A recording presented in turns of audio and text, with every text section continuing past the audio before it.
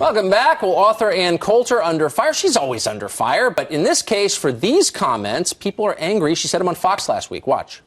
These are not people who have a right to be here. So I don't care if there are two rapists. I don't care if there are two people coming in who are collecting welfare.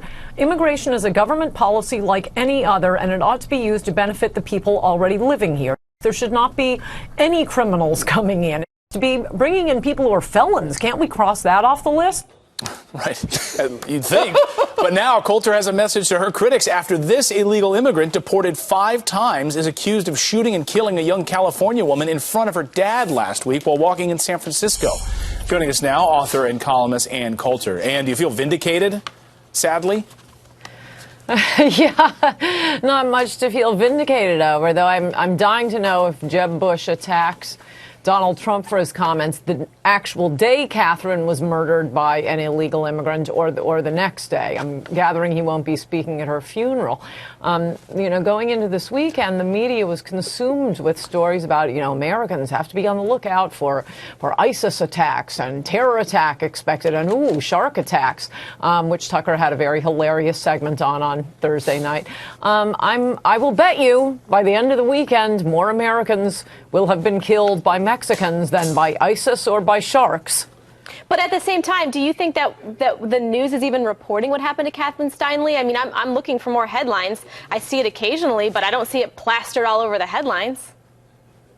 That's actually a great question. Usually it is completely buried, and I would say this story is getting more coverage than immigrants killing Americans usually do, because this happened someplace liberals might go.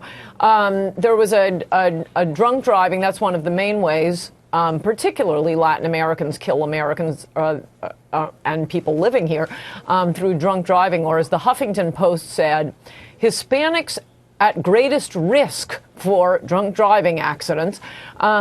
There was a drunk driving accident in L.A. a few years ago by the producer, creator of A Christmas Story, and that actually got a fair amount of attention. And I asked all my friends in Hollywood, why did we find out this one was an illegal immigrant? It's totally covered up. And, there are various guesses, but one is, yeah, this was a famous person. This could have happened to them.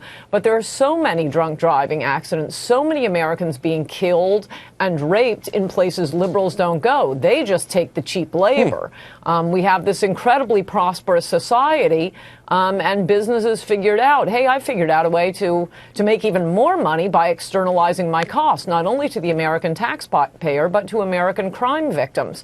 I'd also note that in this case, part of the reason the illegal immigrant who murdered this beautiful woman was still here. He'd been deported a few times, but San Francisco is a sanctuary city, so they didn't turn him over to ICE. That's one point. Wait, but Ann, I want to stop you there, and can I just bring you back to something? Unpack something you said a minute ago. I want to get to the response from his fellow Republicans to Donald Trump's statements about immigration. Jeb Bush, as you saw, described him as, quote, extraordinarily ugly. What specifically about his comments do you think his fellow candidates dislike most, and why? Well, for one thing, Republicans have fallen for this same con. They've done it for decades, so I suppose I shouldn't be surprised they're doing it now, where Democrats in the New York Times persuade them that to win elections, they must focus like a laser beam on cutting off some small slice of a traditionally liberal constituency, whether it's feminists, the abortion ladies, the gun hysterics, and now they're obsessed with getting the Hispanic vote. Well, first of all, you don't see Democrats doing anything like that. They don't spend their time figuring out, how do we get more of evangelical Christians to vote for us? How do we get a little bit more of the gun rights supporters to vote for us? They don't do that, so maybe it's not such a good strategy.